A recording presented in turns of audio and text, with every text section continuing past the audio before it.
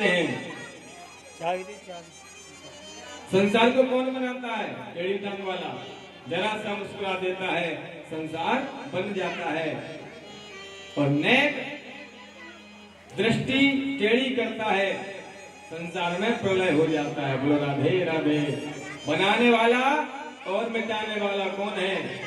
कि बनाने वाला है भगवान, मिटाने वाला है भगवान। मैंने सुना है आप लोगों ने। तो सच्चिदानंद रूपायो विश्वोत्पत्त्यादि हेतु विश्व की उत्पत्ति करता है। तापत्रय विनाशाय श्री कृष्णाय वयं नमः। तीनों प्रकार के तापों को नष्ट करती है कृष्ण कथा। कौन कौन से? 3 प्रकार के ताप हैं कि कोई तन दुखी, कोई मन दुखी, कोई धन में न रहते उदास, और थोड़े थोड़े सब दुखी, सुखी श्याम के दास। संसार में सुखी कौन है? जिसके पास कृष्ण नाम का धन है, मेरे गोविंद के नाम का धन है। उससे बड़ा धनवान संसार में दूसरा कोई हो नहीं सकता। कोई तन से दुखी, कोई धन से दुखी, कोई मन से दुखी। संसार में कोई ऐसा व्यक्ति नहीं है जो सुखी हो, छाती पर हाथ धर कर कहे कि मैं सुखी हूँ संसार में। संसार का सबसे सुखी प्राणी हूँ। पैसे वाला वो दुखी, मीडियम वर्ग का वो भी दुखी, और मजदूर है वो दुखी है बेचारा। कहाँ है सुख? सुख केवल कृष्ण के भजन में है। जो कृष्ण का भजन करते हैं, कन्हैया के हो जाते हैं, उन्हें कभी दुख आता ही नहीं। संसार में सबसे बड़ा धन है भगवान नाम, कृष्ण के नाम का धन, मेरे गोविंद के नाम का धन। जिसके पास कन्हैया का नाम है, उससे बड़ा धनवान संसार में कोई हो नहीं सकता। कबीरदास जी के शब्दों में सुनिए कि कबीरा सब जग निर्धना, धनवंता नहीं कोई, धनवंता सोई जानियो जाके कृष्ण नाम धन हो। संसार में सबसे बड़ा धन वाला कौन है? जिसके पास कन्हैया का नाम है, कृष्ण का नाम है, कृष्ण का जो भजन करते हैं, उनसे बड़ा धनवान संसार में कोई हो नहीं सकता। भगवान का नाम क्या है? एक नौका है। संसार जो सागर है, इसी का नाम संसार, सरकता रहे। आज आपका, कल दूसरे का, परसों तीसरे का। कोई अमरनाथ है क्या? कोई अमर बन के बैठा है? जो आया है उसका जाना निश्चित है कि आया है सो जाएगा। राजा रंग के फकीर और वो सिंहासन चढ़ गया, कोई बधा जंजीर। जो आया है उसे जाना पड़ेगा। जाने वाले को कोई रोक नहीं सकता और आने वाले को कोई रोक नहीं सकता। बोलो राधे राधे। भगवान की जो कथा है कैसी है? तापत्रय विनाशाय श्री कृष्णाय वयं नमः। 3 प्रकार के तापों को नष्ट करती है। कौन कौन से? दैहिक, दैविक, भौतिक। कि दैहिक, दैविक, भौतिक ताप, दैहिक, दैविक, भौतिक ताप, दैहिक, दैविक, भौतिक ताप।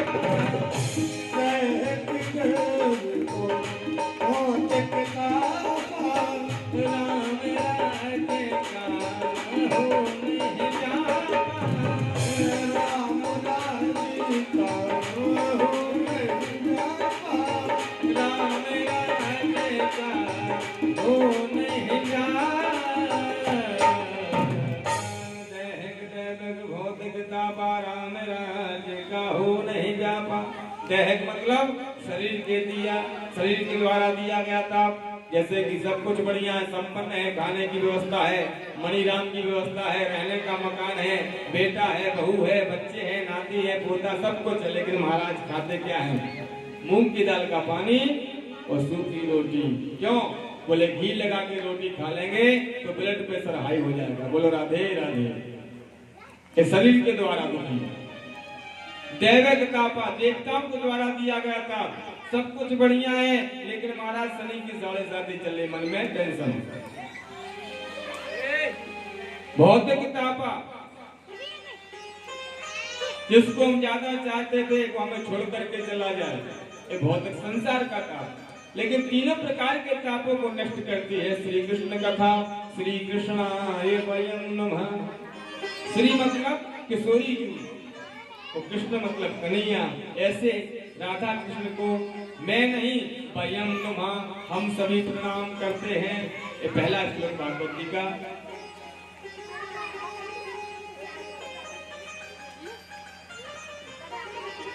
सज्जनों, जैसे हम इस पवित्र भूमि में बैठ करके कथा श्रवण कर रहे हैं, बहुत पवित्र भूमि में बैठे हम लोग, यहाँ पर अनेक अनेक संत महात्मा विराजमान रहे, उन्होंने भजन किया।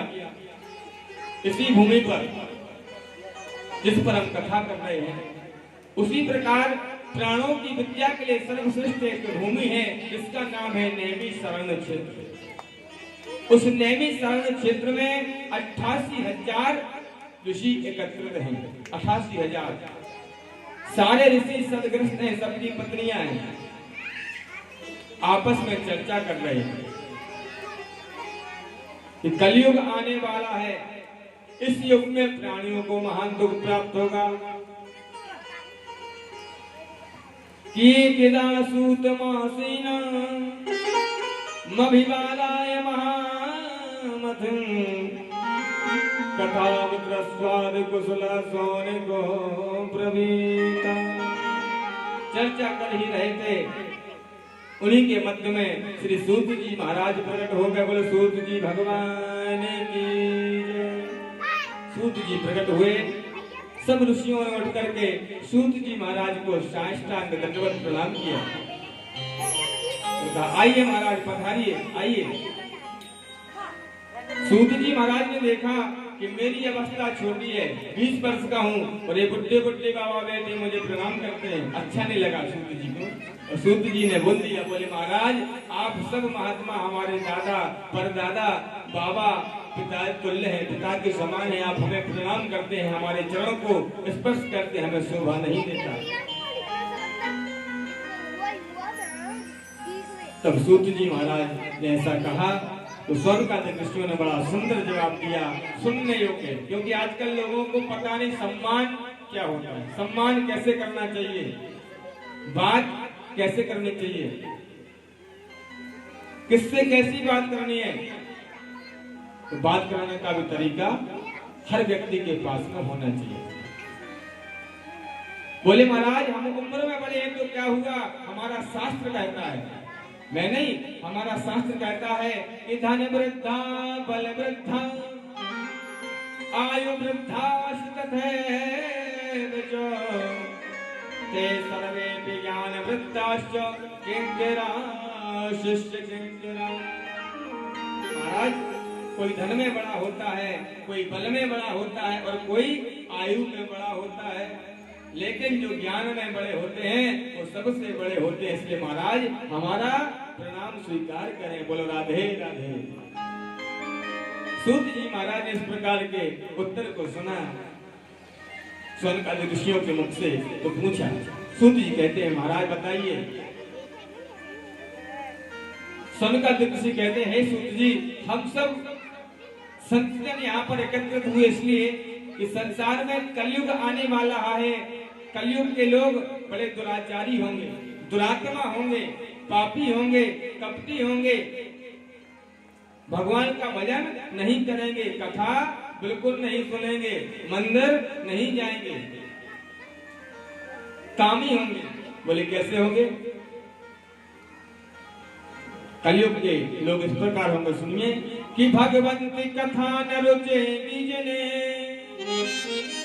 नहीं शास्त्र की बात पे ध्यान धरेंगे, और पढ़ के अंग्रेजी कहावेंगे साहब होटल पे मदपान करेंगे, करी खंडन तीर्थ मंदिर का,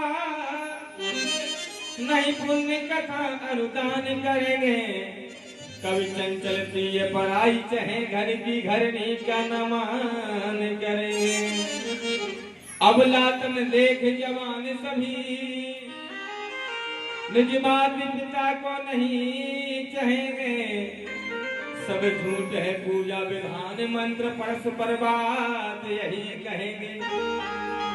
जन भाग धतूरे अफीम नशा में निरंतर गए बिन होश रहेंगे।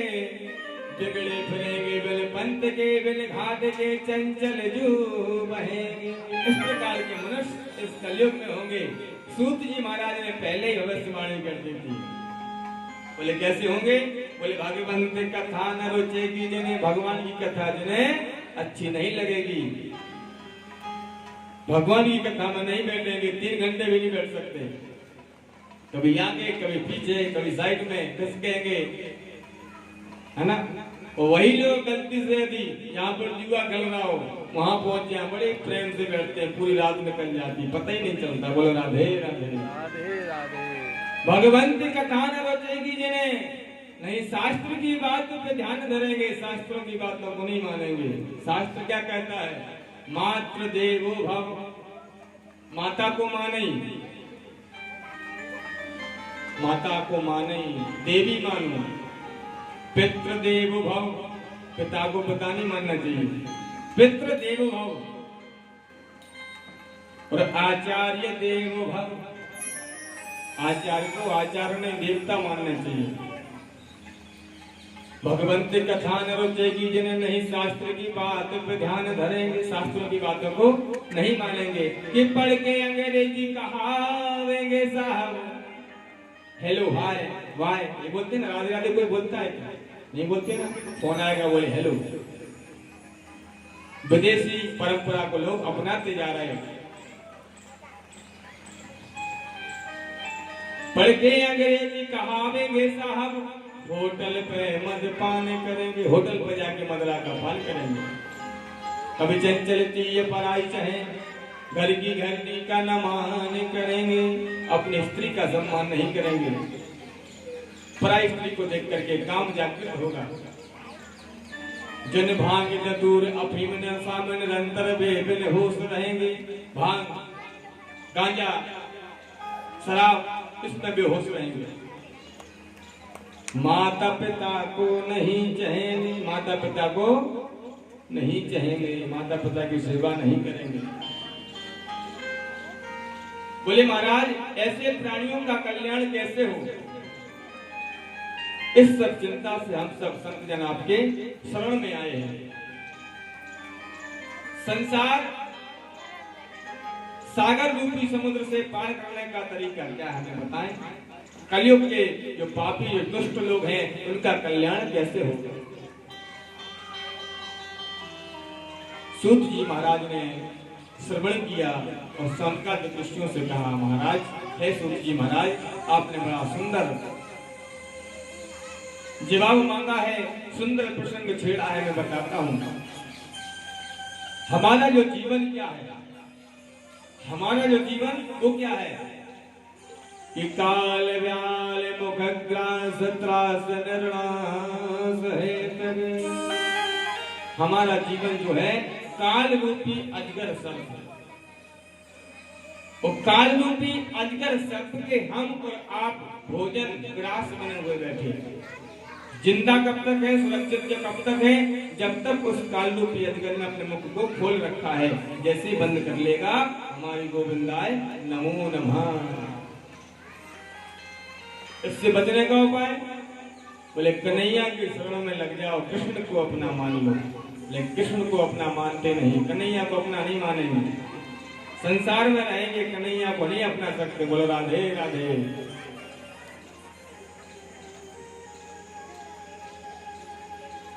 सूत जी कहते हैं तुम सब ऋषियों के वार्ता को सुनकर के हम बड़े प्रसन्न हुए। हम तुम्हें भागवत कथा सुना देते हैं जिससे कलयुग के लोगों का कल्याण होगा। ये मानव की सबसे बड़ी भ्रांति है कि चिंता ज्यादा करता है, चिंतन नहीं करता। चिंता ज्यादा करता है, चिंतन नहीं करता। जीवन में चिंता को मिटाओ और चिंतन को बढ़ाओ, यही मुक्ति का द्वार है। यही सरल उपाय है। क्योंकि चिंता चिता से कहती है, चिंता चिता से कहती है मैं तुझसे बड़ी हूँ, तुम मुर्दे को जलाती मैं जीते को जलाती हूँ। चिंता को छोड़ दो, चिंतन में लग जाओ, चिंतन करो कन्हैया का, वृंदावन का, बिहारी जी का, गिरिराज जी का चिंतन करो। चिंता उससे हमारी है।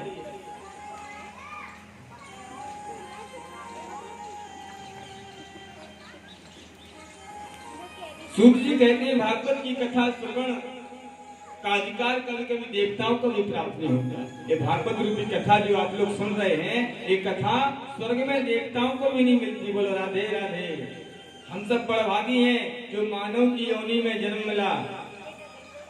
मानव योनि में जन्म लेने के बाद यदि आपने भागवत कथा को नहीं सुना, सुनने मात्र से कल्याण नहीं होगा, सुनकर के मंथन करो, मनन करो, उसके बताए हुए रास्ते पर चलना पड़ेगा, तभी आपको भागवत कथा सुनने का अधिकार प्राप्त होगा, तभी आपकी भागवत कथा समझ में आएगी। इस कान से सुना, इससे निकाला। राख में करो स्वाहा, राख का ढेर हो कंडे की राख का, उसमें आप करें स्वाहा। आहुति छोड़ेंगे तो कुछ फायदा होगा नहीं होगा। कथा सुनकर के जीवन को बदलो। भागवत में से 2-4 ऐसी बातें ले लो जो जीवन में अपनाने का प्रयास करें।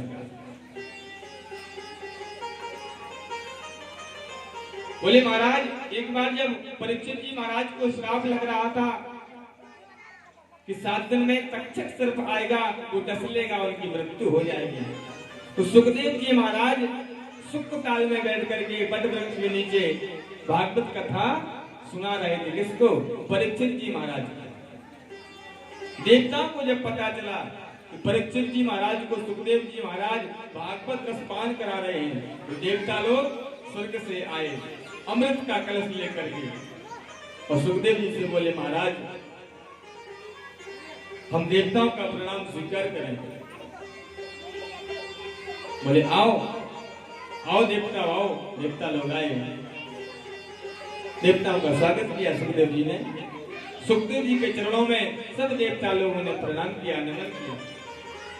बोले महाराज हमने सुना है परीक्षित जी महाराज को श्राप लगा है, इसलिए हम ये स्वर्ग का अमृत लेकर के आए हैं। ये अमृत का कलश आप लीजिए, परीक्षित को पिला दीजिए, इससे अमर हो जाएंगे, तक्षक सर्प काटेगा फिर भी ये नहीं मरेंगे।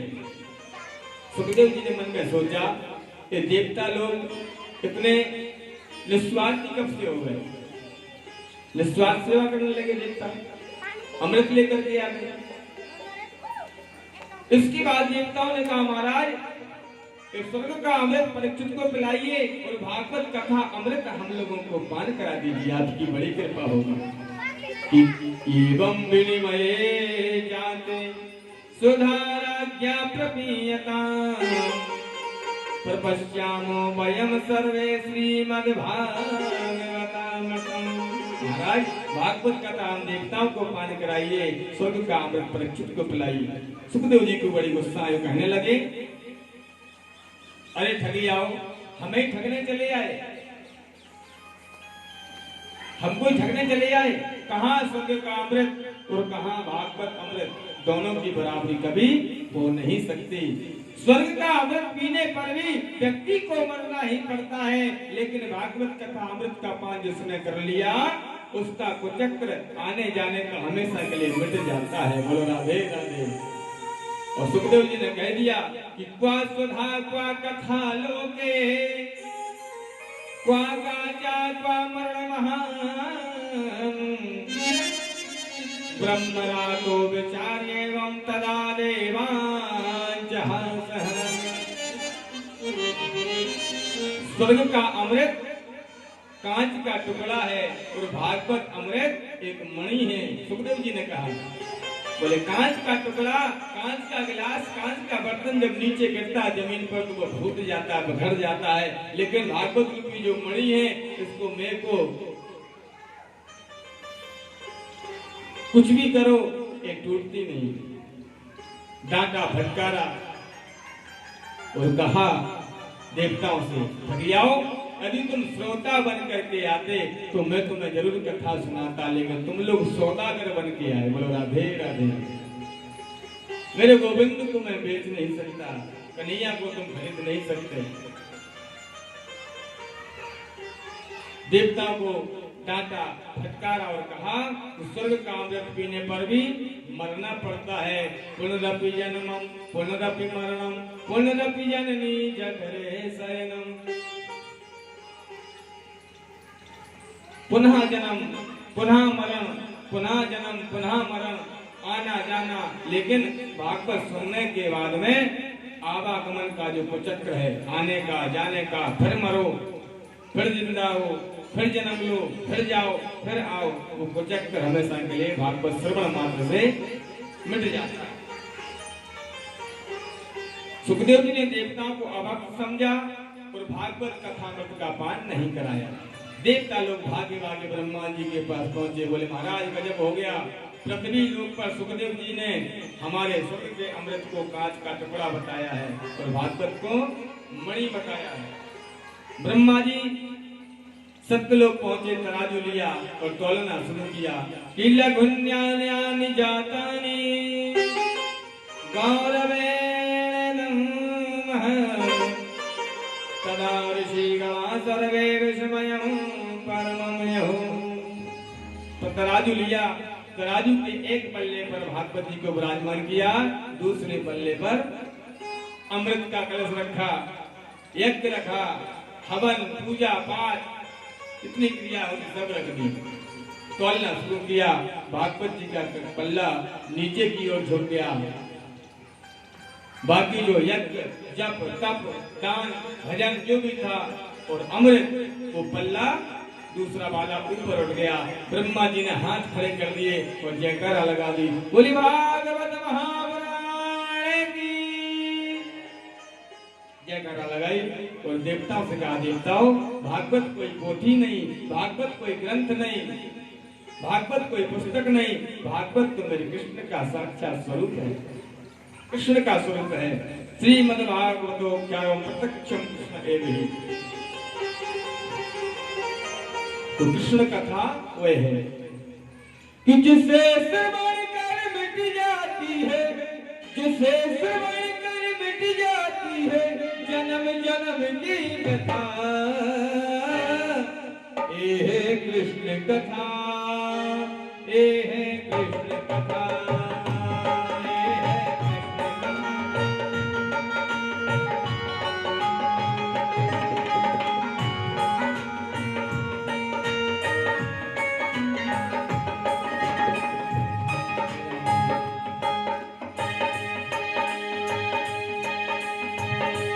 ये है कृष्ण कथा, ये है कृष्ण कथा, ये है कृष्ण कथा, ये है कृष्ण कथा।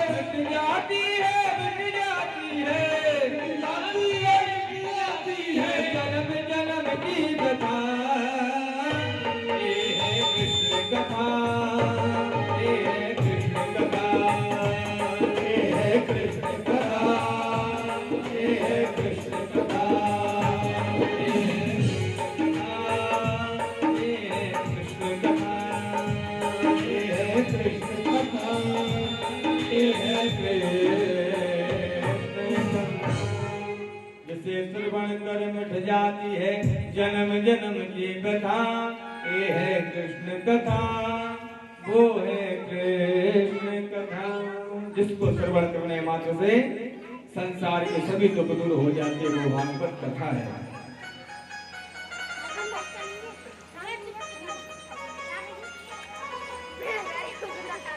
नारद जी ने जंजन का प्रचार करने के लिए अपने पिता ब्रह्मा जी से भागवत कथा श्रवण की, लेकिन भागवत की विधि क्या है, इस विधि को जाना सनत कुमारों से। सनकादिक ऋषि कहते महाराज समझ से बाहर हुआ। बोले कैसे? बोले नारद जी ऐसे विरक्त संत हैं जो एक जगह टिकते नहीं, और सनत कुमार जी ऐसे संत हैं जो एक जगह से दूसरी जगह जाते नहीं। इन दोनों का आपस में संगम कैसे हुआ, समागम कैसे हुआ, किस प्रकार से हुआ? कैसे नारद जी ने भागवत कथा को जो विधि है उसको जाना सनत कुमारों से? साथ कृपा करके बताएं। सनकादिक ऋषि बोले महाराज जब मन हमारा चंचल हो, चलायमान हो, तो भागवत कथा में मन लगता नहीं। बोलो राधे राधे। मन को एकाग्र करना पड़ता है जब कथा में बैठे। मैंने बोला था ना, निवेदन किया था पहले, तो जब तक बैठे परमात्मा के सामने परमात्मा का बन के बैठे।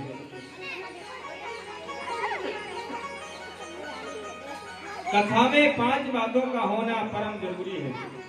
कथा के लिए स्थान बड़ा सुंदर होना चाहिए, व्यास गद्दी जहाँ पर बने वो स्थान सुंदर हो। दूसरी बात, भागवत का गान सुंदर शब्दों में होना चाहिए, लोगों को समझ में आए। तीसरी बात महाराज, भागवत का ज्ञान उसको ज्ञान पूर्वक सुनना चाहिए। पांचवी, बोले पांचवी जो बात है वो ये है कि जो प्रश्न करते हैं लोग, बोले राम जी के पिताजी का नाम क्या था महाराज? उनके पिताजी का नाम क्या था? बोले राम को ही जान लो, राम की ही भक्ति कर लो कि राम होते हैं। विश्वास लाओ पहले कि राम होते हैं। विश्वास हमारा पक्का होना चाहिए कि राम हैं। अब विश्वास ही नहीं है कि राम जी होते हैं, कि राम हैं, कि कृष्ण हैं, और राम जी के पिताजी का नाम पूछते लोग। फालतू के प्रश्न ना करें, प्रश्न एक ही करें कि महाराज भगवान के जो चरणों की भक्ति है वो हमें कैसे प्राप्त होगी, कन्हैया कैसे मिलेगा, किस तरीके से मिलेगा। एक ही प्रश्न जीवन में करना, दूसरा प्रश्न नहीं करना। अब सनत कुमार ऐसे संत हैं जो कभी घूमते नहीं, और नारद जी ऐसे संत हैं जो एक जगह टिकते नहीं। इन दोनों का मिलाप कैसे हुआ, भागवत कथा श्रवण कैसे की, विस्तार से में बताइए। सुखदेव जी महाराज ने परीक्षित को कथा सुनाई, यह भी प्रसंग हमें श्रवण कराई। सनकादिक ऋषियों ने कहा तो सूत जी कहते हैं सुनो, हम तुम्हें सुंदर कथा सुनाते हैं। सनत कुमारों ने किस प्रकार से नारद जी को भागवत कथा श्रवण कराई। एक बार देव ऋषि नारद जी बड़ी तीव्र गति से दौड़ते हुए जा रहे थे, बड़ी तीव्र गति से जल्दी जल्दी दौड़ते हुए जा रहे थे।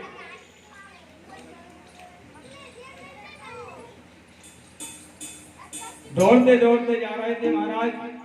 उसी समय सनत कुमारों की दृष्टि नारद जी पर पड़ी, और नारद जी ने सनत कुमारों को देखा।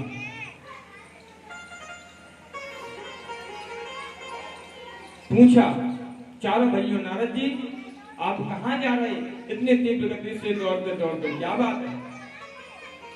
कथम ब्रह्मन दीन मुखः कुतश्चिन्ता तुरो भवान्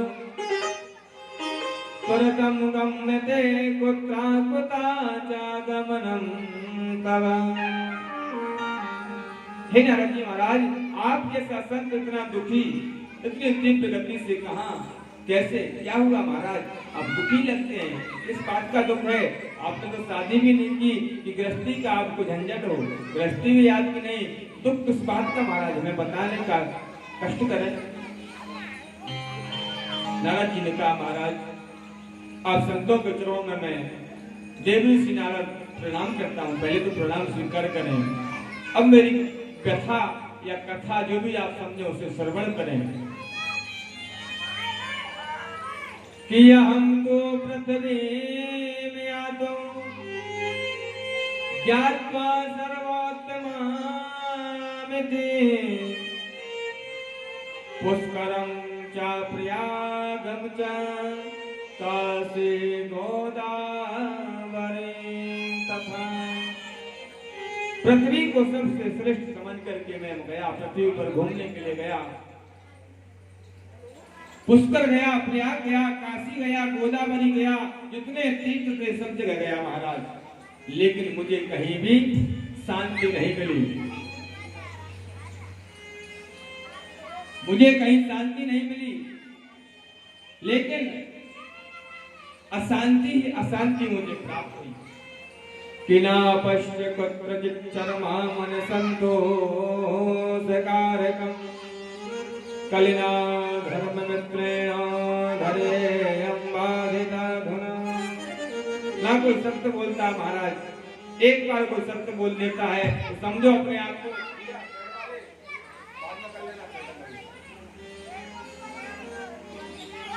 एक बार कोई सत्य बोल देता है तो समझो हरिश्चंद्र के बाद उसी का नंबर है। दिन में 1000 झूठ बोले उसकी कोई गिनती नहीं, सत्य एक बार बोल दिया तो समझो वो हरिश्चंद्र बन गया।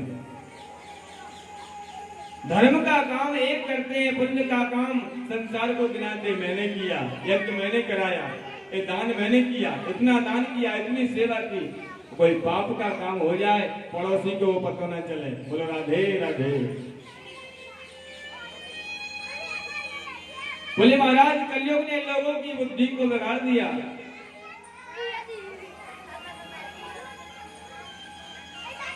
गलत हो जाता तो कहते राम जी की इच्छा की तो हो गया। धर्म का काम कोई कहते हैं तो कहते हैं कि मैंने किया। मैं शब्द जहां आता है जीवन में वही पतन हो जाता है। जो कुछ किया प्रभु ने किया, जो कुछ हो रहा प्रभु कर रहे हैं, मैं शब्द नहीं आना चाहिए। बोलो राधे राधे। संतों के आश्रम पर गया, ब्राह्मणों के यहाँ गया, लेकिन मुझे सब जगह अशांति दिखी। लिखते हैं त्यागी जी महाराज, अंदर जाकर देखा तो सुखदेव हो, बड़ा आश्रम है, एसी मकान है, एयर कंडीशन गाड़ियां हैं, नौकर चाकर है। लिखा गया है श्री श्री 108 त्यागी जी महाराज। त्यागी का मतलब क्या होता है? सब कुछ त्याग दिया, उसी का नाम त्यागी। बोले बाहर लिखा था ब्रह्मचारी जी महाराज, वो ब्रह्मचारी है। अंदर आश्रम के जाकर देखा तो बच्चे खेल रहे थे, पूछा किसके हैं? बोले ब्रह्मचारी जी।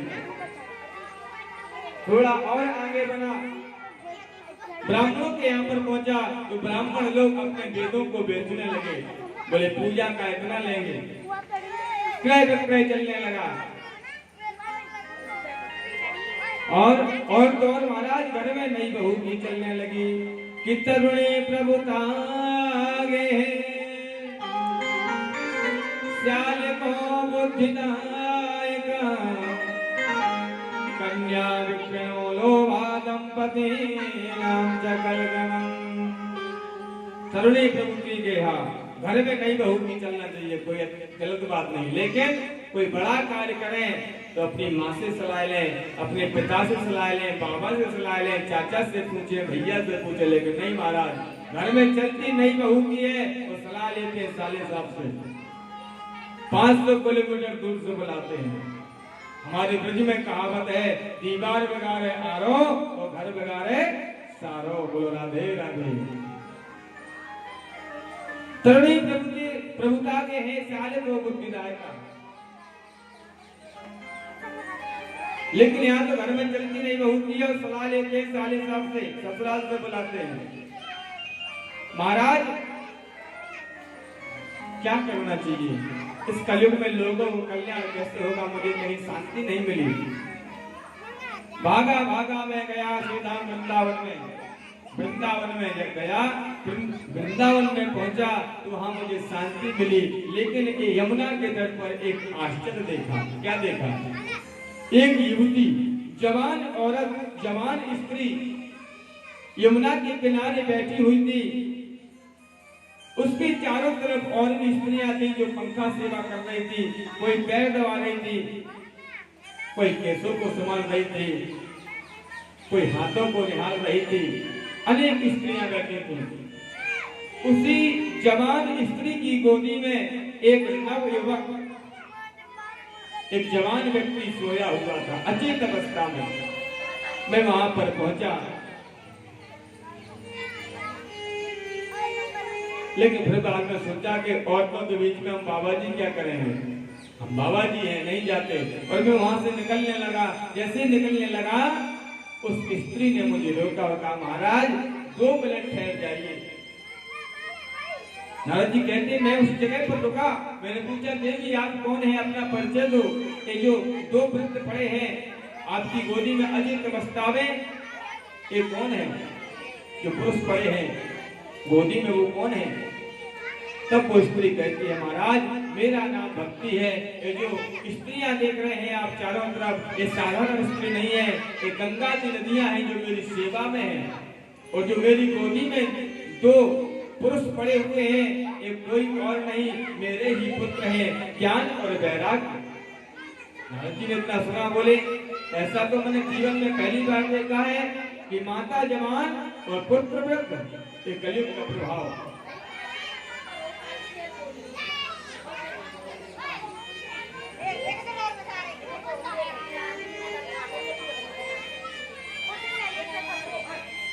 बोले महाराज,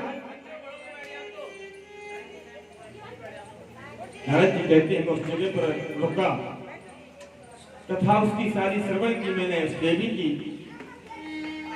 भक्ति महारानी ने कहा, महाराज आप हमारे दुखों को दूर करिए। देखिए हमारे जो पुत्र हैं ये वृद्ध हो गए, अचित अवस्था में पहुंच गए, उनमें जवान हो गई। क्या उल्टा हो गया, होना चाहिए था मुझे वृद्ध और अपने मेरे पुत्रों को जवान, लेकिन पुत्र को वृद्ध हो गए और मैं जवान हो गई। नारद जी ने पूछा कैसे हुआ? बोले उत्पन्ना द्रवणेशा, उत्पन्न द्रवण देश में उत्पन्न हुई, कर्नाटक में थोड़ी बड़ी हुई, गुजरात में जैसे ही आई थोड़ा सम्मान हुआ, आगे चली, मेरा बुढ़ापा मुझे आने लगा। जब बुढ़ापा मुझे आने लगा तो मैं सीधी वृंदावन धाम को भागी। वृंदावन में जैसे ही आई मैं तो जवान हो गई और मेरे पुत्र वृद्ध हो गए। क्योंकि वृंदावन में ब्रजमंडल में लोग ज्ञानी नहीं होते। बोलो राधे राधे। भक्ति और ज्ञान में बड़ा अंतर है कि ऊधो सूदो है चलियो, सुन गोपिन के बोल, ज्ञान बजाई डुमडुमी, प्रेम बजायो ढोल। उद्धव जैसा परम ज्ञानी संत आया था ज्ञान बांटने को, लेकिन उन गोपियों ने उसका ज्ञान फीका कर दिया। प्रेम के आगे ज्ञान भी फीका पड़ जाता है। ब्रजवासी कन्हैया से प्रेम करते हैं, भक्ति करते हैं। तो बोले महाराज उस वृंदावन में हमारे पुत्रों का कोई ग्राहक नहीं, ज्ञान वैराग्य को स्वीकार करने वाला नहीं। भक्ति तो सब करते, लेकिन बिना ज्ञान की, बिना वैराग्य की। कृष्ण हमारा है, ब्रजवासियों का जो भाव होता है, कन्हैया हमारा है, इसके बगैर हम रह नहीं सकते।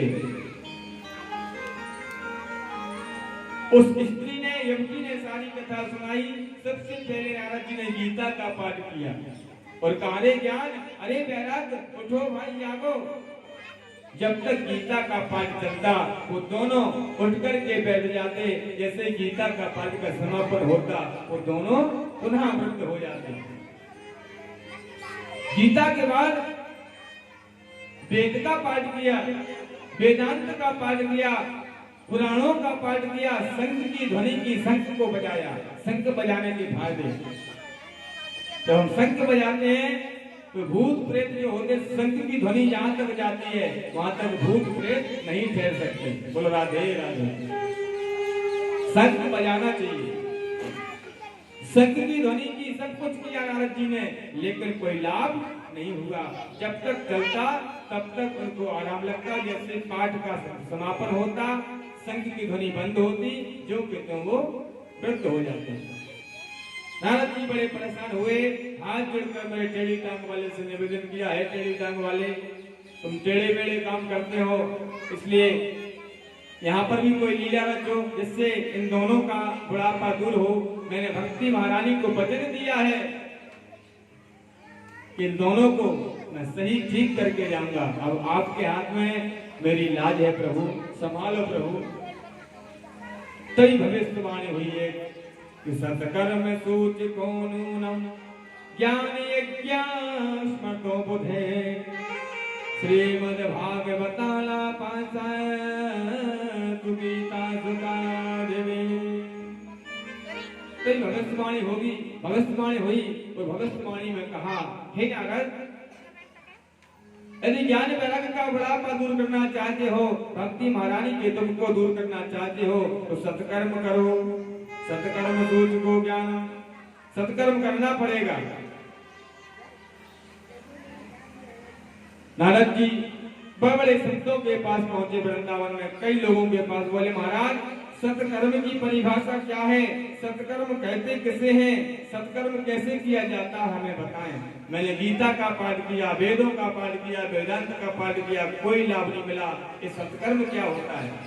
तो छोटे मोटे महात्मा तो भाग गए। बोले महाराज, आप देव ऋषि होकर के प्रश्न पूछ रहे, हमारी इतनी बड़ी औकात नहीं, हम आपको इस प्रश्न का उत्तर दें। आप देवताओं के ऋषि हैं, देव ऋषि हैं महाराज, हम कैसे आपको बता पाएंगे? उसी की खोजबीन करते करते नारद जी महाराज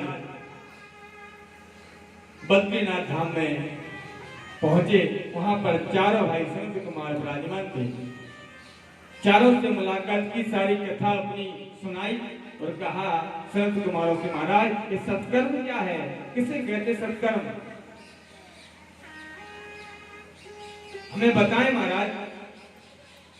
तब संत कुमारों ने कहा महाराज नारद जी से, नारद जी सत्कर्म कुछ और नहीं, श्रीमद् भागवत कथा को ही सत्कर्म करते हैं।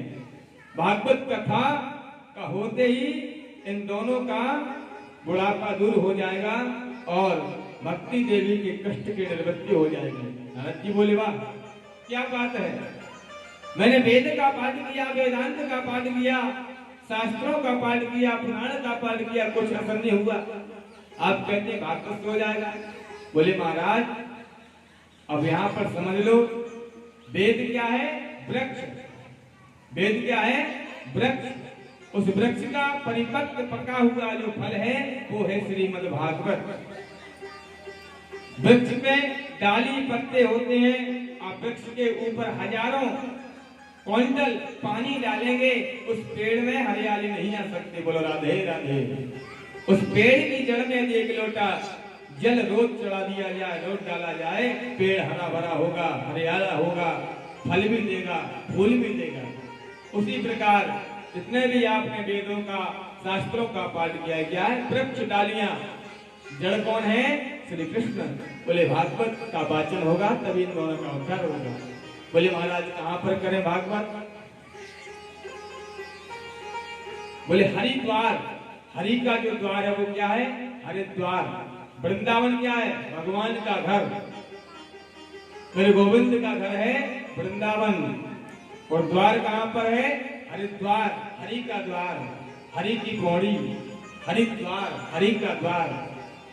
बोले हरिद्वार से 320 किलोमीटर ऊंचाई पर है बद्रीनाथ। अगर नीचे आप जाएंगे हरिद्वार से तो 320 किलोमीटर पर है वृंदावन, बीचों बीच है हरिद्वार। बोले राधे राधे। वहां पर नारद जी ने सुंदर सा एक बालू का व्यास मंच बनाया। जब संत महात्मा, अमलात्मा, भूतात्मा, प्रेतमात्मा, इन सबको पता चला कि नारद जी कथा करा रहे हैं और सनत कुमार जी कर रहे हैं, बड़ी खुशी मिली। संत महात्मा, गाड़ी वाले, ब्राह्मण, देव का रूप बदल बदल के आए। अलग अलग सबकी पंक्तियां हैं। एक लाइन में महिलाएं बैठी, एक लाइन में पुरुष, एक में सन्यासी, एक में बैरागी, एक में त्यागी, एक में ब्रह्मचारी, एक में फलारी, एक में ब्राह्मण, वेद पाठी, पुराण वक्ता, सब बैठे। प्रेतात्मा, भूतात्मा, जितनी ही आत्माएं सब आ गई कथा श्रवण करने के लिए। क्यों? बोले संत कुमार जैसे वक्ता मिलने वाले नहीं। बोलो राधे राधे।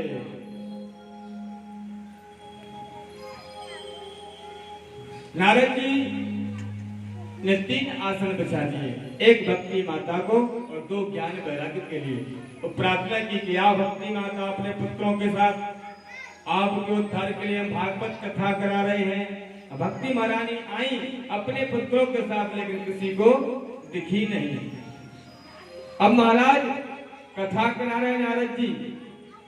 कोई भी यज्ञ होता है, कोई भी यज्ञ होता है, यज्ञ में पत्नी को बाईं तरफ बिठाते हैं, यज्ञ में उल्टे हाथ पर, लेकिन भागवत में दाहिनी तरफ बिठाते हैं। अब नारद जी की शादी तो हुई नहीं, ब्याह तो हुआ ना, पत्नी कहां से लावे? नारद जी अकेले बैठे हुए हैं। नारद जी बैठे हैं श्रोता बन करके, मुक्त श्रोता बने। चारों भाई कुमार संत कुमार विराजमान हुए व्यास गद्दी पर। वो कथा प्रारंभ होने लगी कि दर्श दे रही है, कृपा कर रही है श्री राधा रानी, रानी शुरू हो रही है कृष्ण कहानी।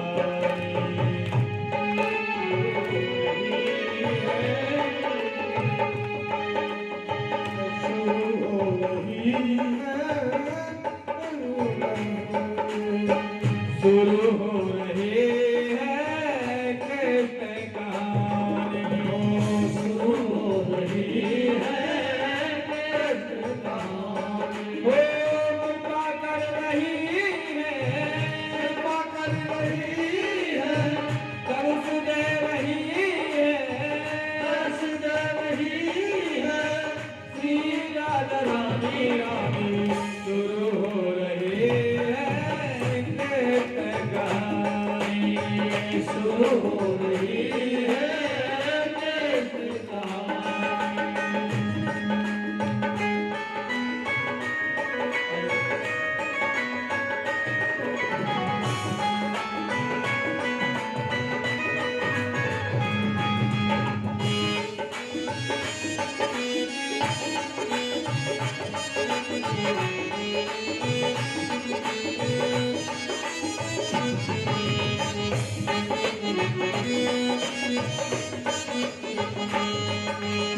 शुरू में ही देखो भाई, शुरू में ही देखो भाई, कारी साहिबानी परी शुरू हो गई है कृष्ण कहानी, शुरू हो रही है कृष्ण कहानी।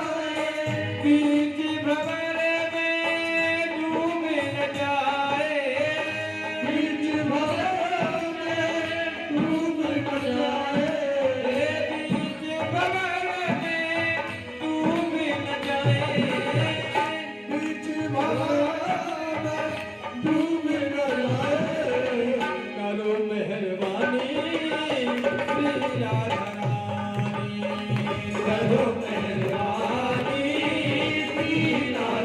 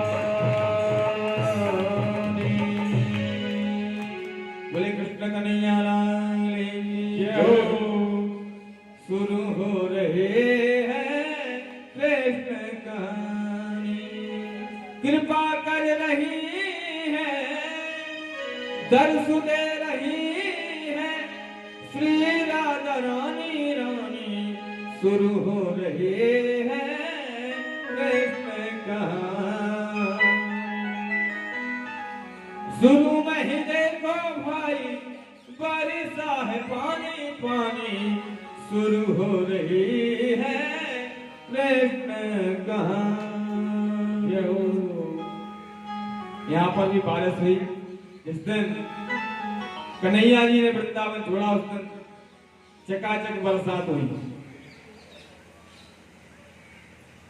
अनंत कुमार जी कथा श्रवण करा रहे थे, नारद जी मुक्त श्रोतावन के श्रवण कर रहे थे। भक्ति महारानी अपने पुत्रों के साथ में बराजी, ज्ञान वैराग्य के साथ में, लेकिन किसी को दिखी नहीं।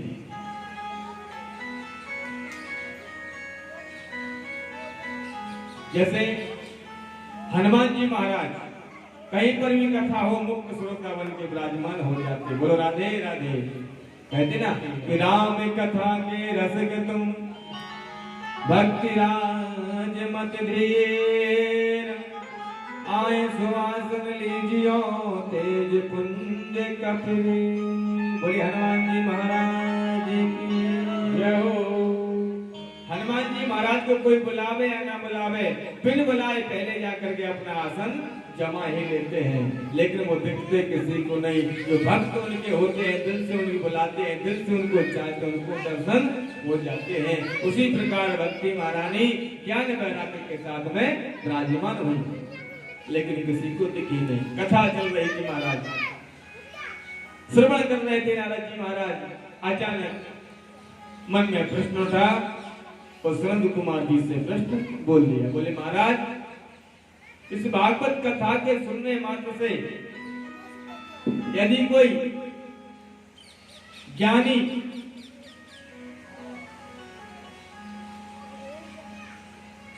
भगवान का भक्त कथा श्रवण करके मोक्ष पाता है तो कोई बड़ी बात नहीं। भक्ति महारानी भगवान की चरणों की दासी है। यदि वो कथा श्रवण करके अपने दुखों को दूर को करती हैं तो कोई बड़ी बात नहीं, अचंभे की बात नहीं। क्या इस कथा को सुनकर के कोई दुराचारी दुष्ट पापी इस कथा को सुनकर के मुक्त हो सकता है क्या? जिसने कभी जीवन में सत्कर्म किया ही ना हो, दान किया ही ना हो। कलयुग में धर्म का एक ही पैर बचा है, वो क्या है? दान। कलयुग आते आते एक ही पैर बचा धर्म का, वो है दान। 3 पैर कट गए। सतयुग त्रेता द्वापर तक 3 पैर आलूप हो गए, एक पैर बचा वो दान। उस दान के पैर के ऊपर ही पूरा संसार चल रहा है। कि तुलसी पंछी के पिए घटे न सरतानी, वो दान किए धन ना घटे जो सहाय रघुवीर। इस प्रकार से तुलसीदास जी कहते हैं, नदी का चिड़ियों के द्वारा पानी पीने से नदी का जल कम नहीं होता, उसमें जल और बढ़ता है। उदाहरण के तौर पर समझे, एक कुआं हो, कुआं, उस कुएं का जल आप 10-20 साल नहीं निकालेंगे, उस कुएं का जल एकदम खराब हो जाएगा। उसी प्रकार जो धन हम कमाते हैं 10वां अंश दान करना चाहिए। बोलो राधे राधे, जय श्री राधे। दान की तभी शुद्धि होती है।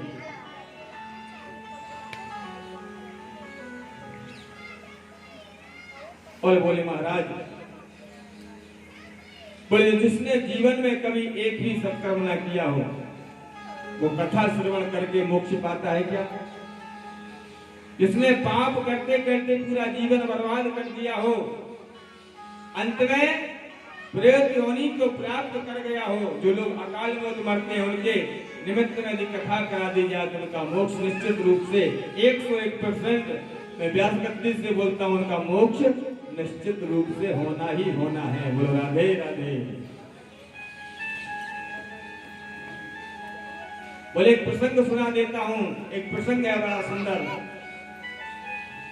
कि तुंगभद्रा तटे पूर्व मभूतपत्तनमुत्तमम् यत्र वर्णासु धर्मेण सत्कर्म तत्परः। तुंगभद्रा नाम की नदी है, उसके तट पर, उसके किनारे पर एक ग्राम बसा हुआ है। उस गांव का नाम है उत्तम नगर। उस उत्तम नगर में सभी वर्णों के लोग रहते हैं, क्षत्रिय, वैश्य, ब्राह्मण, शूद्र सभी रहते हैं। महाराज उसी ग्राम में एक ब्राह्मण देवता रहते हैं जिनका नाम है आत्मदेव। आत्मदेव का मतलब जिसने आत्मा में परमात्मा को बसा लिया, वही है आत्मदेव। अपनी आत्मा में देवताओं का सम्मान करता हो। ब्राह्मण पूजनीय है कि देवाधीनम जगत सर्वम, देवताओं के अधीन पूरा संसार है। देवाधीनम जगत सर्वम मंत्राधीनम च देवता, मंत्रों के अधीन देवता। ब्राह्मण जो मंत्र बोलता उस मंत्र को बोलता है देवता का, उस देवता को आना पड़ता है। ते मंत्रा ब्राह्मण आधीनम तस्मात् ब्राह्मण देवता। और मंत्र किसके अधीन है? ब्राह्मण के, तो ब्राह्मण भी देवता। पृथ्वी का चलता फिरता देवता ब्राह्मण। पूजिए व्यक्ति सकल गुणहीना, तो पहली है मानस में तुलसी बाबा ने लिखा है। एक बात और बोल लूं, राम कथा हमें जीवन में जीना सिखाती है। राम कथा जीना सिखाती है। सब लोग रामायण पढ़ते हैं, बड़ा आनंद आता है, चौपाइयां गाते हैं। निर्मल जन मन सो मोहि पावा, मोहि कपट छल छिद्र न भावा। गाते बड़े प्रेम से, बड़े झूमते हैं, लेकिन मन को निर्मल बनाया क्या? उस चौपाई को गहराई से देखा क्या? निर्मल जन मन सो मोहि पावा। भगवान कहते हैं, परमात्मा कहता है, कन्हैया कहता है, निर्मल जन मन सो मोहि पावा। अपने मन को निर्मल बनाओ। मोहि कपट छल छिद्र न भावा। सामने आए तो बोले महाराज जी राधे राधे, पीछे से भली बुराई चलेगी, ये तरीका गलत। मन को निर्मल बनाओ। तो राम कथा जीना सिखाती है। राम कथा में कैसे जीना सिखाती है उसको बता देता हूं। राम जी ने क्या किया कि प्रातः काल उठ के रघुनाथ, माते पिता गुरु नावहि माथा। क्या करते थे राम जी? प्रातः काल उठ के रघुनाथा, माता पिता गुरु नावहि माता। प्रातः काल उठ करके माता पिता गुरुजनों ब्राह्मणों के चरणों को छूते थे। आजकल बोले चाहे ब्राह्मण हो चाहे माताजी हो पिताजी हो, राम राम न करना, बोले राधे राधे। ये संस्कार क्यों? क्योंकि आज की दुनिया जो है वो मोबाइल चल गया ना, हर आदमी के हाथ में मोबाइल है। पहले बूढ़े बुजुर्ग बैठते थे बच्चों को लेकर के ज्ञान देते थे, बोले बेटा सम्मान करना चाहिए, कोई संत आ जाए उसके पैर छूना चाहिए, ब्राह्मण को सम्मान करना चाहिए। लेकिन आजकल मोबाइल ही उसका मित्र है, मोबाइल ही उसका पिता है, मोबाइल ही माँ है, और मोबाइल ही संसार है। मोबाइल में व्यस्त रहते हैं। प्रातः काल उठ के रघुनाथा, माता पिता गुरु नावहि माता। राम जी ने क्या किया? उसको जीवन में अपनाओ। राम जी ने जो किया जीवन में अपनाओ। वो कृष्ण कथा हमें मरना सिखाती है। मरा कैसे चाहिए, कैसे मरना चाहिए। भाई हर व्यक्ति जीने की तैयारी करता है, करते कि नहीं? जन्मदिन आता उसकी तैयारी, एक और चल गई नहीं चला, वो शादी की मनाते हैं लोग, क्या बोलते उसको, सालगिरह, उसकी तैयारी, कहीं जाने की तैयारी। लेकिन मरने की किसी ने तैयारी की क्या? बोलो राधे राधे। मरने की भी तैयारी करनी चाहिए। और मरना सबको है, मृत्यु निश्चित है, मृत्यु ही सत्य है। जो आया है उसका जाना निश्चित है। बोले उसी नगर में रहते थे ब्राह्मण देवता जिनका नाम था आत्मदेव। बड़े सुंदर सुशील विद्वान ब्राह्मण थे। पूजा पाठ करके अपने परिवार का पालन करते थे। लेकिन हर व्यक्ति के जीवन में कोई ना कोई कमी रह जाती है, कोई ना कोई कमी हमारे कर्मों के अनुसार हमें प्राप्त होती है। क्यों? परमात्मा किसी को सुख नहीं देता, किसी को दुख नहीं देता। कि हम लोगों की सोच है कि भगवान ने दुख दे दिया, भगवान ने ये कर दिया। बुरा काम हो जाए तो भगवान को दो, अच्छा कार्य हो जाए तो मैंने किया।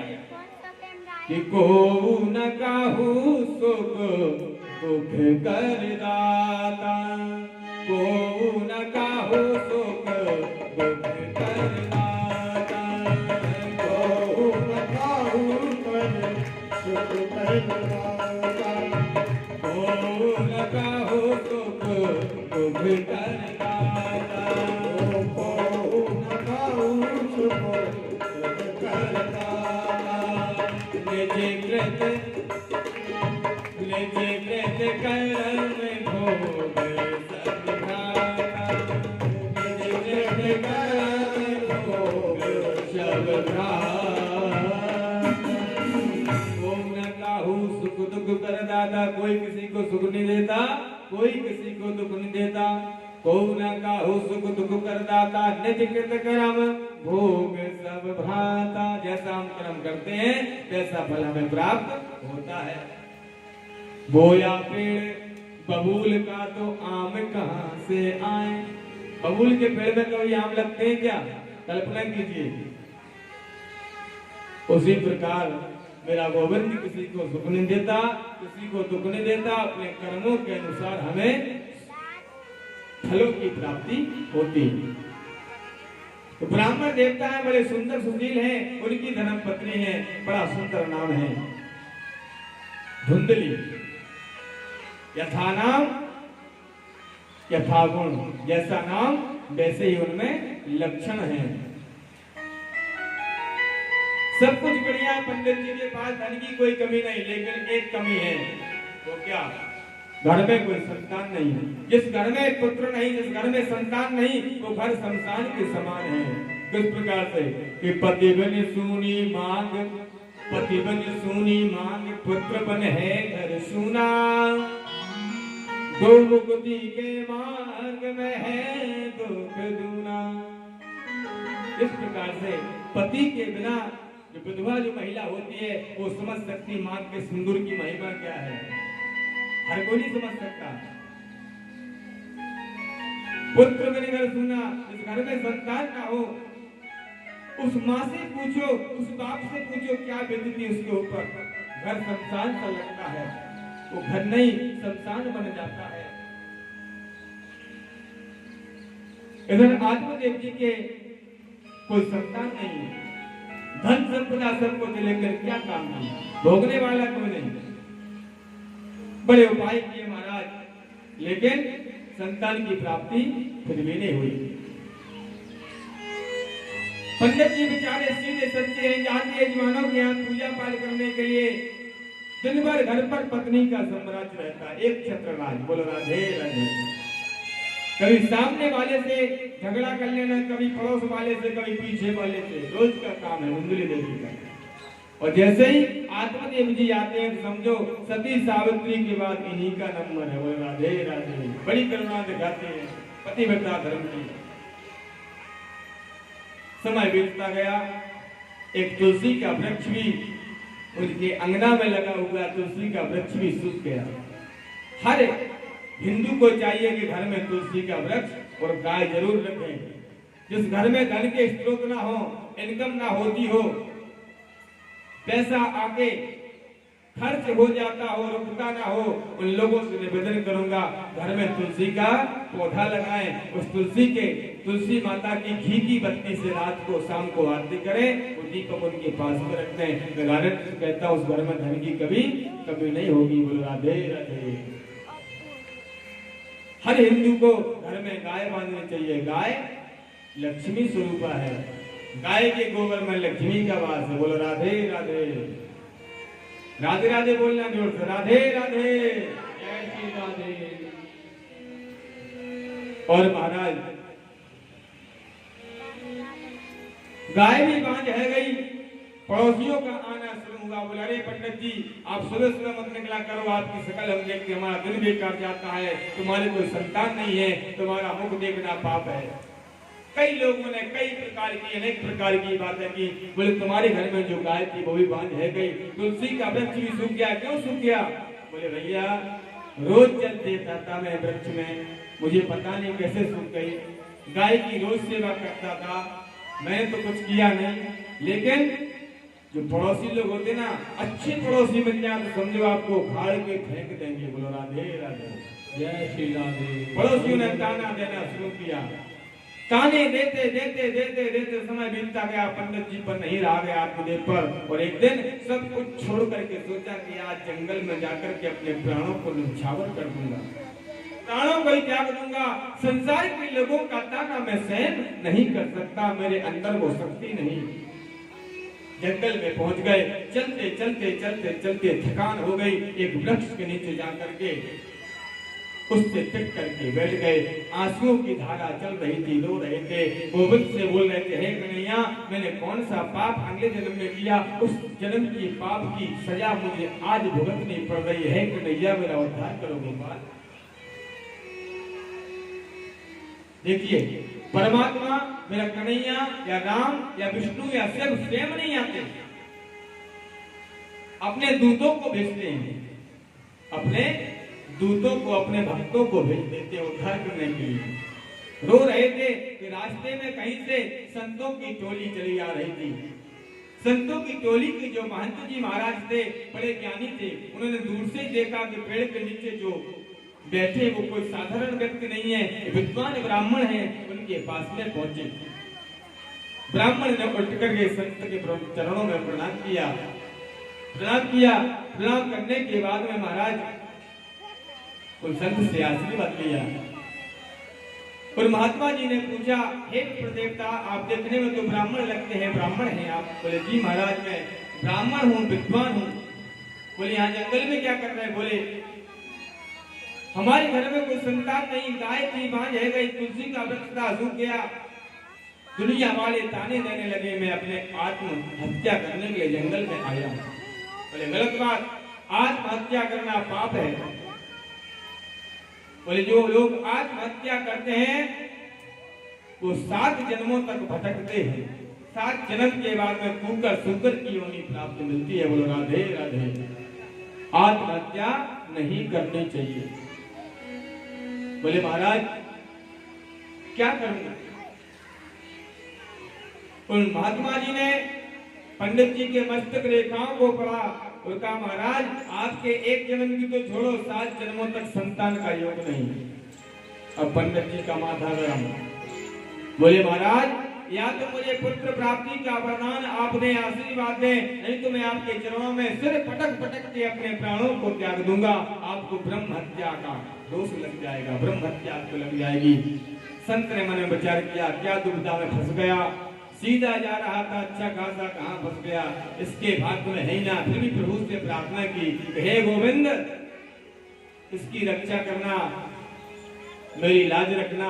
झोली में हाथ डाला, एक फल लिया, उन पंडित जी महाराज को दिया और कहा कि जाओ, इस फल को अपनी पत्नी को खिला दिए, पत्नी खाते ही गर्भवती हो जाएगी। सारे नियम बता दिए। पंडित जी ने संतों के चरणों में प्रणाम किया, सीधे भागे भागे घर पहुंचे। धुंधली देवी से कहा, देवी सुनती हो, आज मुझे संतों का प्रसाद मिला है, संतों का आशीर्वाद मिला है, संतों ने वचन दिया है मेरे घर में संतान होगी, इस फल को खा लेना, हमारे घर संतान हो जाएगी। फल लेकर के पंडित जी महाराज अपने यजमानों के यहाँ पर कोई पूजा पाठ कराने चले गए। और धुंधली देवी ने अपना दिमाग दौड़ाया, बोले, इस फल को खाऊंगी, पेट में बालक आएगा, पेट बड़ा है जाए, वो चटपटा खा नहीं पाऊंगी, यदि घर में आग लग गई या डाकू आ गया तो भाग नहीं पाऊंगी, मैं पकड़ी जाऊंगी, इसलिए फल को नहीं खाऊंगी। बोलो, राधे राधे, जय श्री राधे। अपनी बहन को बुलाया, उसकी बहन के यहाँ धन संपदा था नहीं, बच्चे बहुत थे, 6-7 बच्चे पहले थे, 8वां उसके पेट में था। उससे बातचीत की और उसकी बहन ने उससे कहा, धुंधली से, बोले, बहना, मेरे पति से बात कर ले, चिंता मत कर, फल को मत खाना। मेरा पति बड़ा लालची है, उसको कुछ पैसे दे देना, वो अपना बच्चा तुझे दे देगा। तेरा मेरा बच्चा एक ही बात है, मैं तेरी बहन हूँ, तू मेरी बहन है, मेरा बच्चा तेरा बच्चा। बोले ठीक है, आपस में इनका समझौता हो गया। इधर महाराज उस फल का परीक्षण करने के लिए जो गाय बांझ हो गई थी, उस गाय को वो फल धुंधली ने उसकी बहन ने मिलकर के खिला दिया। पंडित जी बेचारे सीधे सच्चे थे, पंडित जी को पागल बनाती रही धुंधली। कहती हमारे दूसरा महीना, तीसरा, चौथा, पांचवा, छठवां, 9वें महीने में जैसी बहन के बच्चा हुआ, कब वो आ गया इसके घर में, पंडित जी को कोई जानकारी नहीं मिली। 9 महीना का बच्चा इनके घर में आ गया।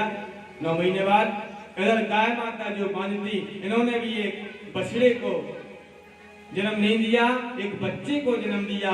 उसके केवल कान गाय के, और सारा शरीर मानव का, इंसान का, केवल जो कान थे वो कान उसके गाय के थे। पंडित जी भूले नहीं समाये, घर में 2-2 बेटा पधारे, एक गौ माता के गर्भ में और एक हमारे पत्नी के गर्भ से 2 बेटा प्रकट हुए। पंडित जी ने खूब लुटाया, बधाई दी लोगों को। दोनों का नामकरण किया गया। गाय के जो पुत्र हैं, उनके जो गाय के कान हैं, इससे उनका नाम रखा गया गौकर्ण।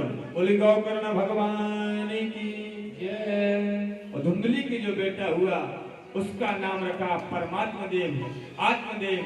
कई नाम रखे पंडित जी ने, लेकिन धुंधली बोले नहीं जी, 9 महीने पेट में मैंने रखा इसको, तो नाम मैं ही रखूंगी। और उसका नाम रख दिया धुंधली ने धुंधकारी। कि गौकर्णा पंडितो ज्ञानी, धुंधकारी महाजला। गौकर्ण आगे चलकर के विद्वान ज्ञानी हुए और धुंधकारी महान फल हो गया। बचपन में ही वो बच्चा धुंधकारी ऊधम मचाने लगा, किसी बच्चे को लोच लेता, किसी को काट लेता, किसी को मरोड़ देता, किसी को ढकेल देता, कुछ ना कुछ करता।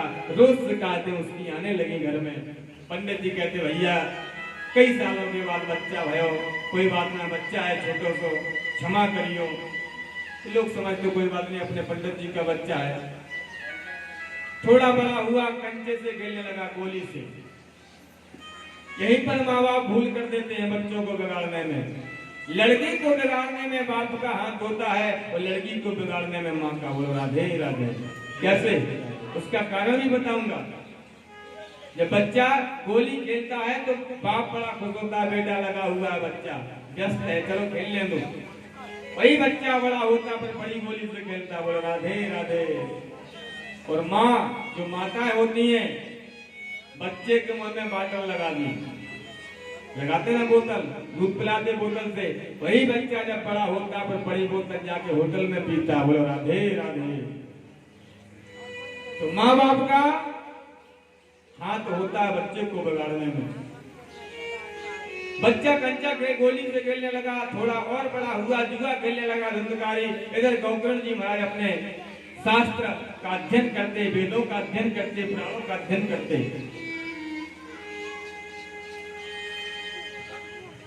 धुंधकारी थोड़ा बड़ा हुआ, जुआ में पैसे हारने लगा। माता देती रही, ले जा बेटा, तेरा ही तो है, ले जा, जुआ में हार। खेलते खेलते बहुत दिन हो गए। धुंधकारी मांस मदिरा का पान करने लगा।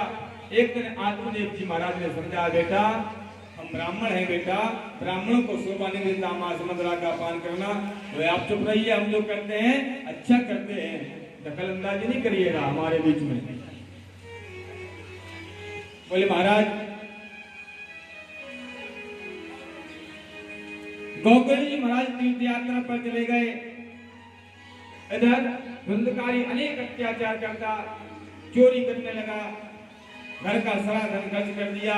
एक दिन आत्मदेव जी महाराज गौशाला में बैठे बैठे रो रहे थे। उसी समय कहीं से गौकर्ण जी महाराज घूम करके आए। पूछा, पिताजी आप क्यों रो रहे हैं? क्योंकि गौकर्ण जी महाराज भी आत्मदेव जी पंडित जी को पिताजी ही बोलते थे। क्यों रो रहे हैं? बोले बेटा क्या करूं, इस पुत्र से अच्छा तो मैं बिना पुत्र के था।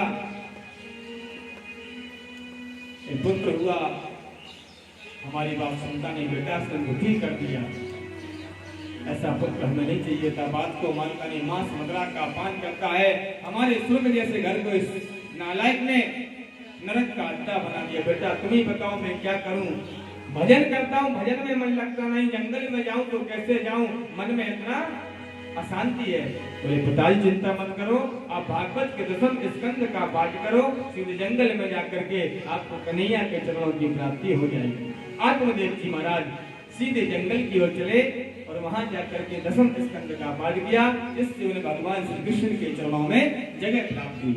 इधर गौकर्ण जी महाराज तीर्थ यात्रा पर निकल गए। अब घर में बचे दो प्राणी, दो जीव, माता धुंधली और पुत्र धुंधकारी। सारा धन लुटा दिया, खिला दिया, हार गया जुए में। माँ से कहता धुंधली से, ला हमें धन दे, सोना दे, चांदी दे, पैसे दे। बोले जो कुछ था ले तो गया, अब क्या बचा है? कुछ नहीं बचा। माँ को मारने लगा, पीटने लगा। एक दिन उसने धुंधली को कुएं में धक्का दे करके गिरा दिया। धुंधली का प्राण वहीं पर निकल गई। बोलो राधे राधे। धुंधली माता वहीं पर मर गई। अब धुंधकारी का राज, धुंधकारी 5-5 वेश्याओं को अपने घर में ले आया, घर में रहने लगी। घर में 5 वेश्याएं रहने लगी। इधर धुंधकारी चोरी डकैती करने लगा। बहुत धन उसने कमाया, चोरी करके इकट्ठा कर लिया। एक दिन वेश्याओं ने मन में विचार किया, इसके द्वारा हमने बहुत धन कमा लिया, अब कभी भी हम पकड़े जाएंगे। इसके चक्कर में पकड़ा गया, ये बता देगा हमारे लिए इलाका है, तो हम भी पकड़े जाएंगे, हमें फांसी हो जाएगी, इसके साथ हमें भी मरना पड़ेगा। इसलिए 5 वेश्याओं ने विचार किया कि इस सोते हुए धुंधकारी को मार दिया जाए। उसके सोते हुए धुंधकारी को रस्सियों से बांधा, उसके मुख में जलती अग्नि के अंगारे डाले, उसको पत्थरों से मारा, डंडों से मारा, वो गड्ढा खोद करके उसमें डाल दिया। अकाल मौत, अकाल मृत्यु उसको डाल दिया। 5 वेश्याएं धन लेकर के वहां से चल दी। लोगों ने पूछा धुंधकारी कहाँ है? बोले वो परदेश में धन कमाने।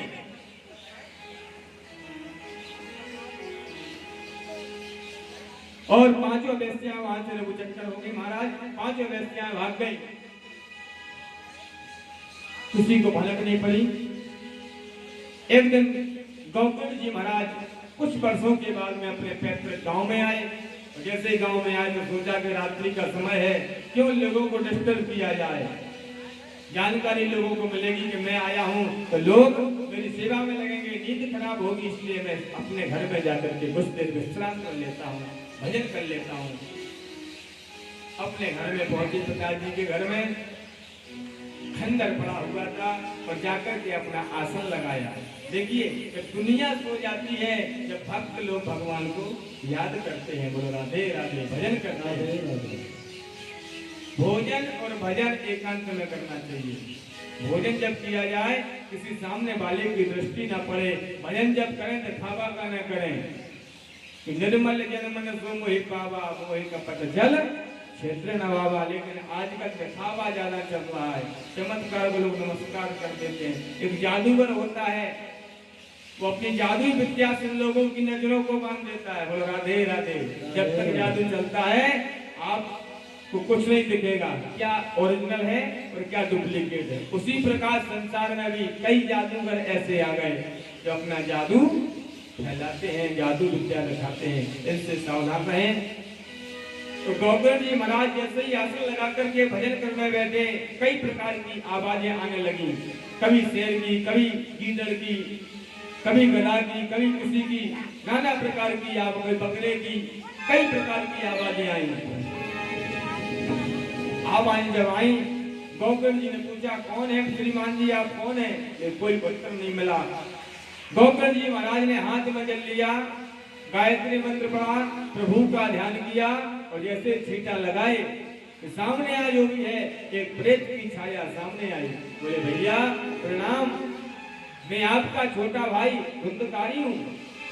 बोले अरे भले आदमी धुंधकारी, तुम प्रेत योनि में? बोले हाँ भैया, मैंने अपराध किया, मैंने माँ बाप का दिल को दुखाया, मैंने माँ को मारा, मेरी वजह से पिताजी चले गए जंगल में, मेरी वजह से लोगों को कष्ट पहुंचा, इसलिए आज मैं महान प्रेत बन गया, मेरा मुक्ति कीजिए भैया।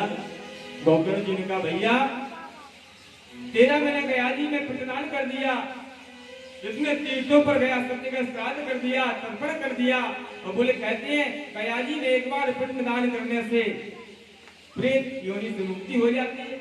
बोले भैया कया में एक बार नहीं 1000 बार पिंडदान करोगे फिर भी हमारा मोक्ष नहीं होगा। क्यों नहीं होगा? क्योंकि मैंने इतने पाप किए। मोक्ष कैसे होगा? बोले सुबह मैं तुम्हारे संकट का निवारण कर दूंगा, अभी तुम जाओ मुझे भजन करने दो। वो छाया वहां से अदृश्य हो गई। प्रातः काल होते ही गौतम जी महाराज ने भुवन भास्कर सूर्य नारायण को प्रणाम किया और कहा कि हे सूर्यदेव, महान प्रेत का उद्धार कैसे होगा, हमें बताने का कष्ट करें। तब सूर्यदेव भगवान ने सूर्य नारायण ने कहा इसके निमित्त में भागवत कथा रखी जाए तभी इसका मोक्ष होगा। सभी गांव वासियों को पता चला, ग्रामवासी बड़ी खुशी खुशी आए, सबने सहयोग किया कि महाराज कथा करेंगे। सबने सहयोग किया, तन मन धन से सुंदर व्यास मंच बनाया, एक आसन बिछाया गौतम जी ने धुंधकारी के लिए। बोले भैया आओ इस आसन पर विराजमान हो। तो कहते हैं कि धूत का जो प्रेत का जो मुख होता है वो सुई की नोक के बराबर होता है। बोले राधे राधे राधे राधे। और जो प्रेत होता है वो ज्यादा देर बैठ नहीं सकता क्योंकि हवा का झोंका आता उड़ा कर ले जाती है। अब धुंधकारी बैठेगा, बोले बाई साइड में बाएं हाथ पर एक 7 ग्रंथि का बांस लगा हुआ था, खड़ा हुआ था। उस 7 ग्रंथि के बांस में आकर के धुंधकारी का प्रेत बैठ गया पास में। जैसे पहले दिन की कथा का समापन हुआ, जयकारा लगाया, बोले बाल कृष्ण लाल की जय। पहली ग्रंथि फटी, दूसरे दिन की कथा, दूसरी ग्रंथि 7 दिन में 7वीं ग्रंथि फटी। उसमें से देव पुरुष एक पैदा हुआ, प्रकट हुआ और गौतम जी महाराज के चरणों में प्रणाम किया। बोले भैया आपने हमारा उद्धार कर दिया, धन्यवाद करता हूँ, साधुवाद करता हूँ आपका, आपने उद्धार किया मेरा। मैं महान प्रेत था। देखा ऊपर से भगवान के 2 पार्षद जय और विजय विमान लेकर के आए और कहा चलो धुंधकारी भैया आपको भगवान के धाम करना है। गौतम जी ने कहा, बोले महाराज कथा तो यहाँ पर हजारों लोगों ने सुनी है, विमान केवल धुंधकारी को क्यों? बोले कथा सुनी कई लोगों ने लेकिन नियम से सुनी धुंधकारी ने। कैसे? बोले सबसे पहले कथा में जाए आसन लगा कर बैठे, आलती पालती मार के। जो लोग दोनों घुटने ऐसे को उठा के हाथ लगा के बैठते ना घुटनों पर, ये दरिद्र आसन है, इसका नाम है दरिद्र आसन। इस आसन पर इंद्र भी आकर के कथा सुने तो वो भी दरिद्र हो जाएगा। बोलो राधे राधे राधे। तो जब तक कथा चले तब तक कथा में मन लगा करके श्रवण करें। कथा में बोलना नहीं चाहिए, क्यों कि कथा प्रसंग के बीच में जो करता है शोर, भैया ऐसे जीव खोबा नरक मनैया ठोर। इसलिए कथा में जब तक बैठे वार्तालाप नहीं करना चाहिए, केवल कथा सुननी चाहिए। इस प्रकार और कहा कि क्यों नहीं होगा? बोले मोक्ष होगा, कथा नियम से सुनेंगे, एक आसन पर सुनेंगे, एक टाइम फलाहार करें, एक टाइम भोजन करें। और ये व्यवस्था ना हो तो 10 टाइम भोजन करें लेकिन कथा नियम से सुने।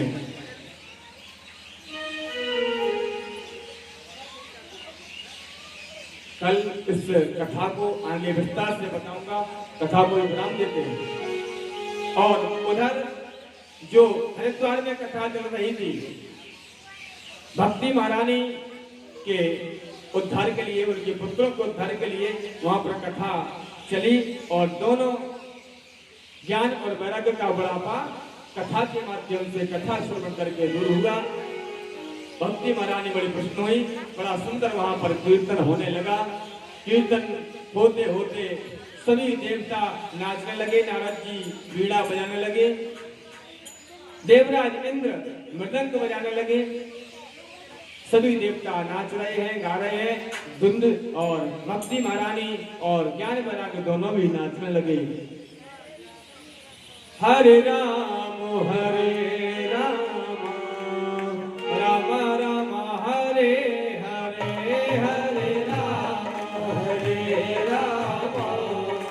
राम राम हरे हरे। ओ हरे कृष्ण कृष्ण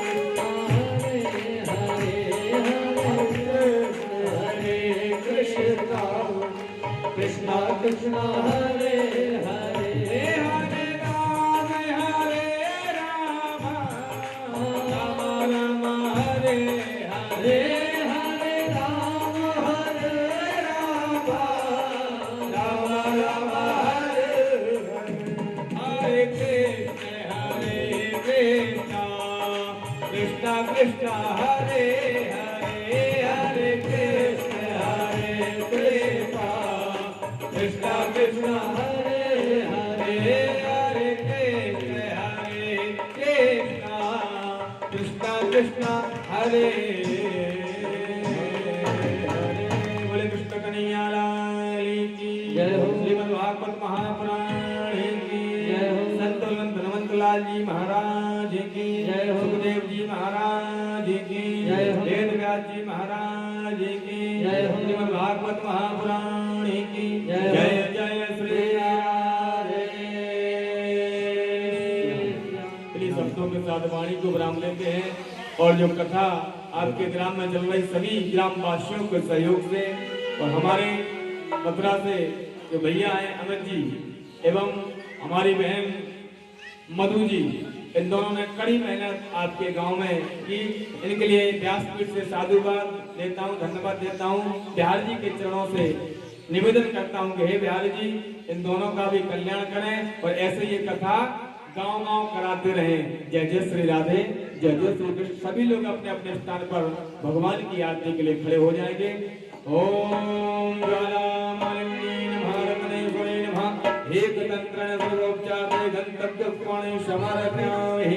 ओम चंद्रमा मनसो जातकसो सूर्यो अजायता श्रोता गायते प्राणचमुखा यज्ञीरजायतो।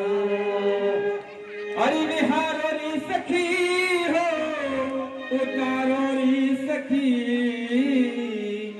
निहारो री सखी हो उतारो री सखी हो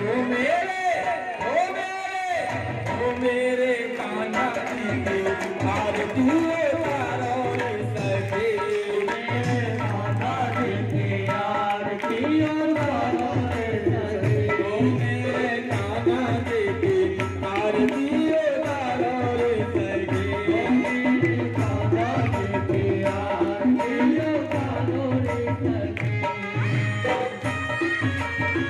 ताली के साथ में प्रेम से झूम करो मस्ती में।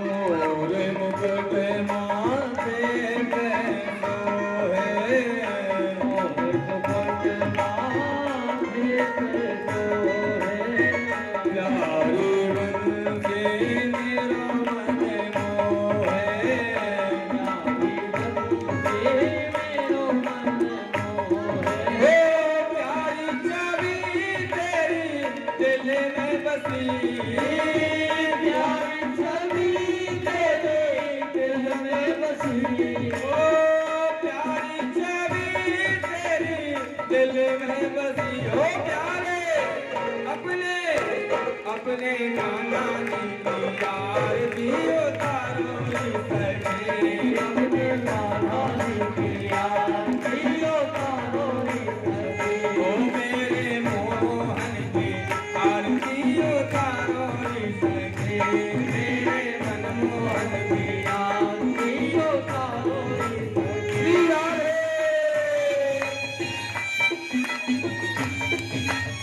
जय हो।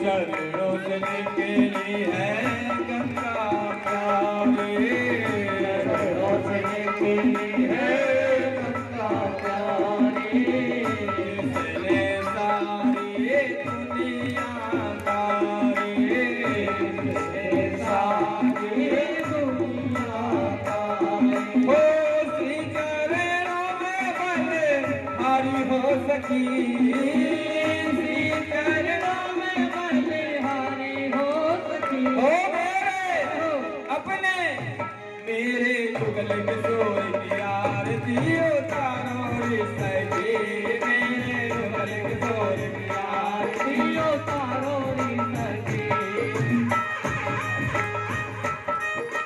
हरि बोल।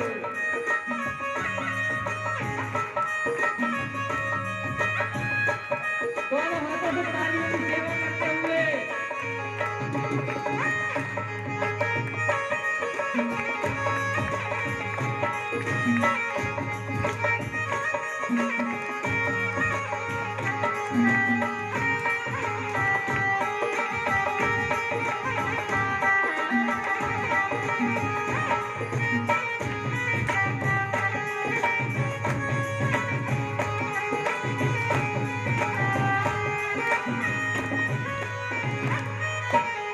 चरणों से निकली है गंगा प्यारी, चरणों से निकली है गंगा प्यारी, ओ जिसने सारी दुनिया तारी, जिसने सारी दुनिया तारी। ओ श्री चरणों में बलिहारी हो सके, श्री चरणों में बलिहारी हो सकी।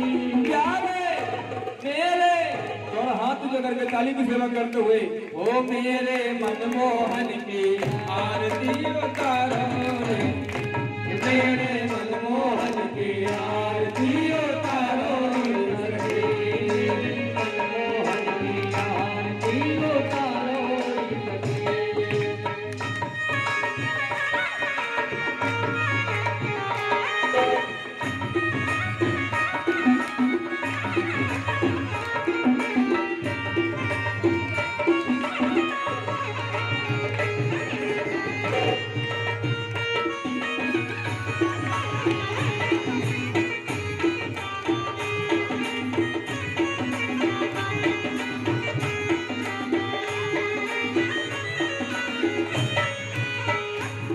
जो सब में सो है वैसो माने कुमारे, सब में सो है वैसो माने कुमारे, सब में सो है वैसो माने दुलारे, सब में सो है वैसो माने दुलारे, ओ ललिता विशाखा सखिया सारे, ललिता विशाखा सखिया तारी।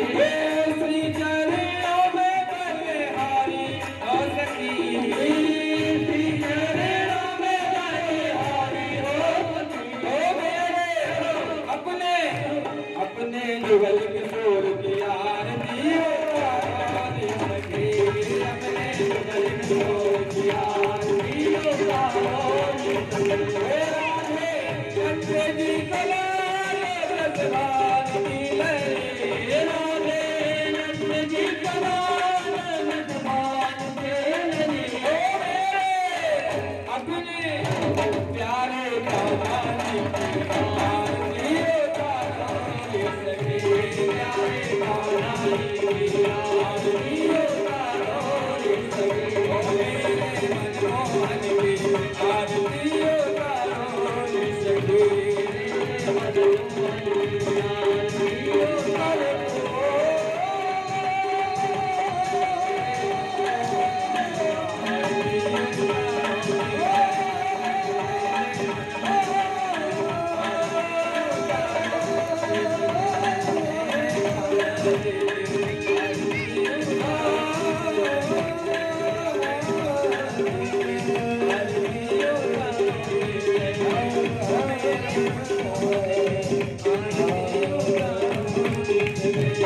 Thank you.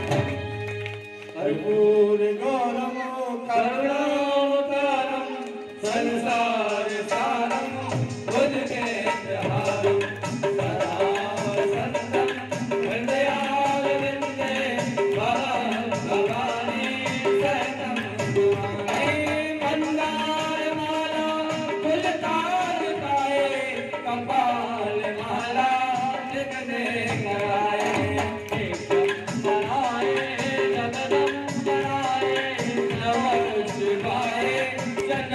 शिवाय तुम्हें हो माता सपिता तुम्हें हो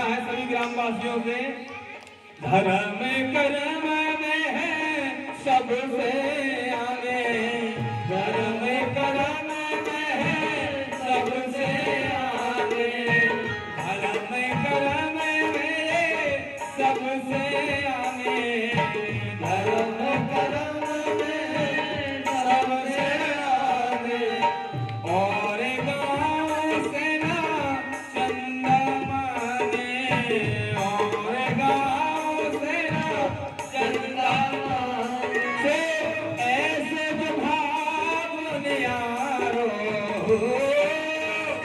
ऐसे जो भाव नियारो पर बंदे का गाँव लगो मोहे प्यारो पर बंदे का गाँव लगो मोहे प्यारो पर बंदे का गाँव लगो मोहे प्यारो